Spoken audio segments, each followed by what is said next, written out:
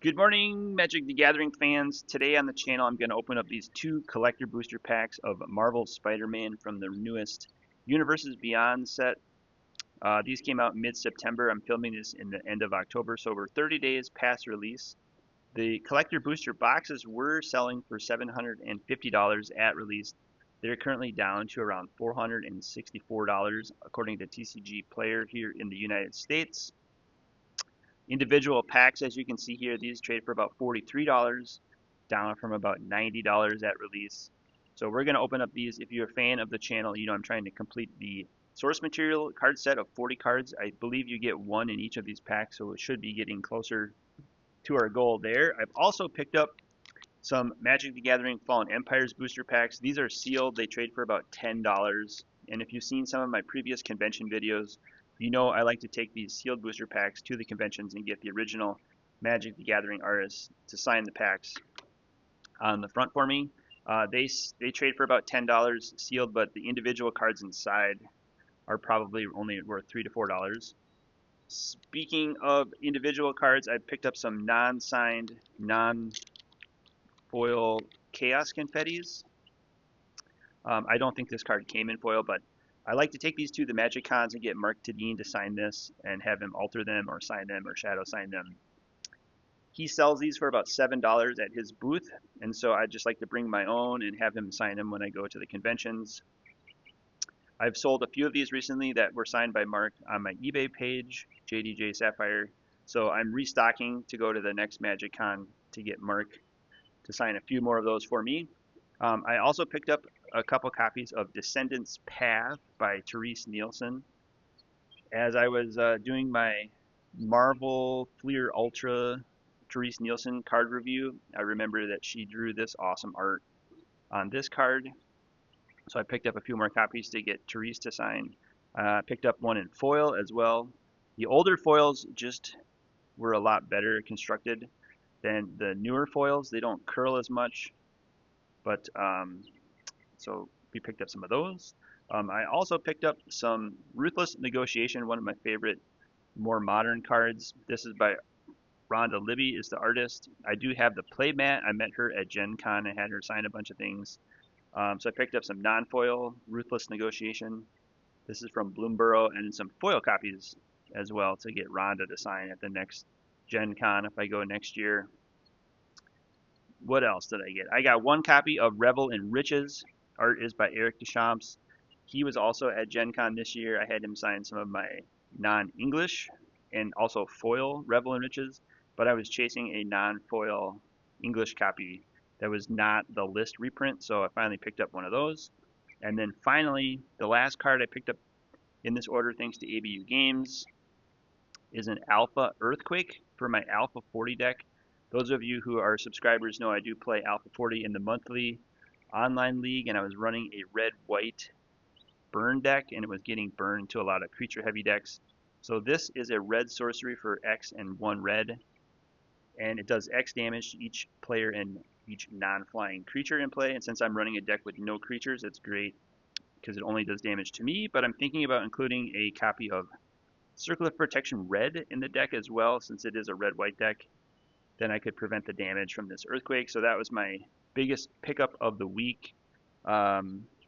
Stay tuned for my Alpha 40 deck tech video where I might throw this in that deck and talk about its performance in the past month. That is just an absolute LP copy of Earthquake.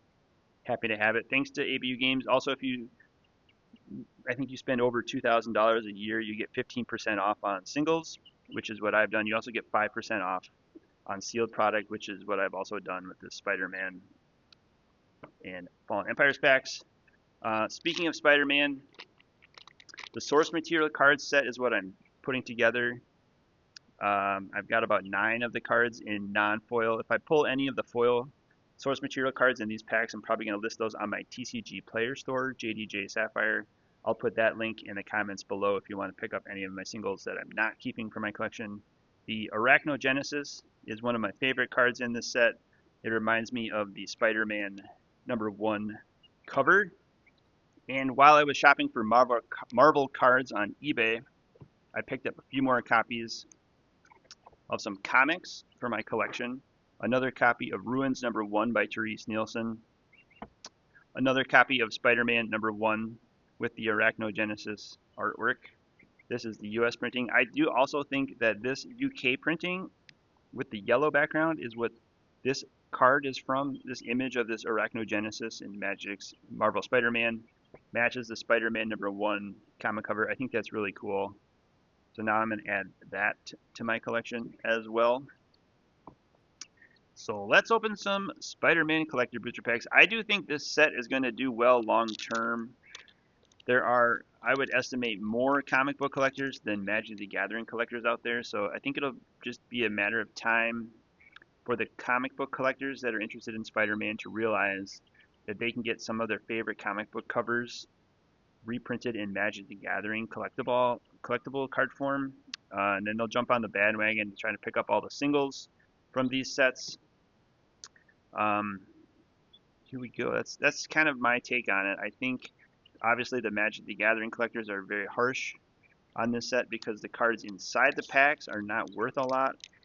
There are no playable commons that have any collectability value. Uncommons are also inexpensive. They're the rares and the mythics that everyone's chasing. We're looking for the Soul Stone, the Fractured Foil Soul Stone that trades for like $20,000, and the Eddie Brock comic book cover flip card.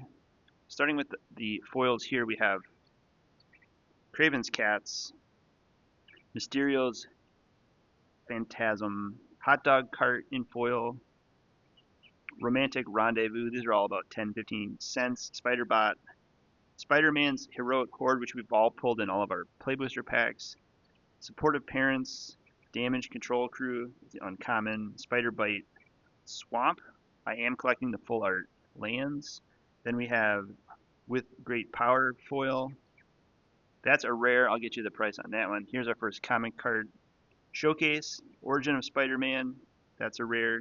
Behold the Sinister Six. Borderless. There's our first source material card. We have Parallel Lives. Wow. Mythic. That's a hot one. That's hot. That's hot. That's hot. Okay.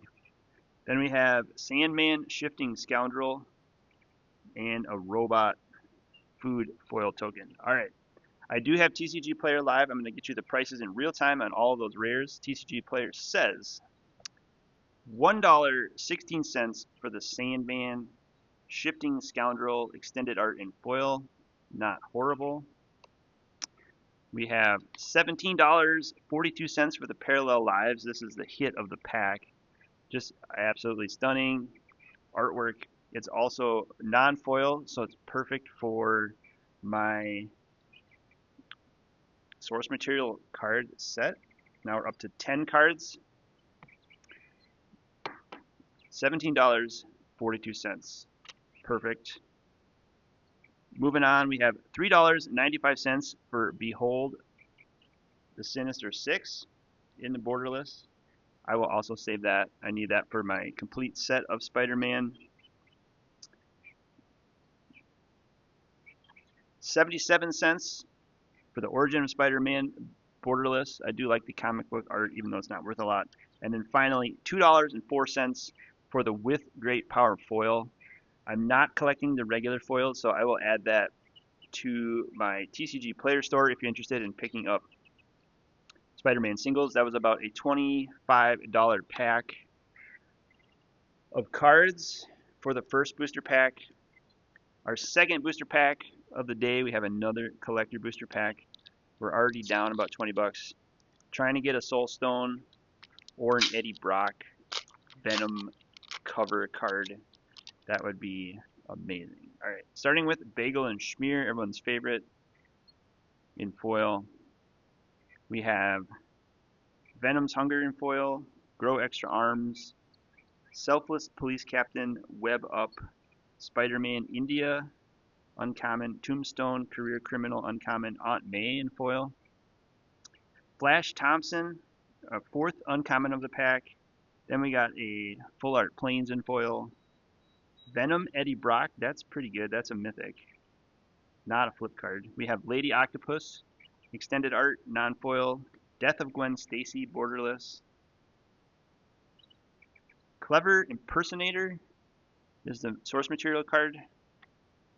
Craven the Hunter foil, extended art, and a spider food token. Alright. I'll get you some TCG player prices on all these rares. 55 cents for Craven the Hunter extended art in foil. That is going on TCG player. I have $3.05 for this Clever Impersonator source material card.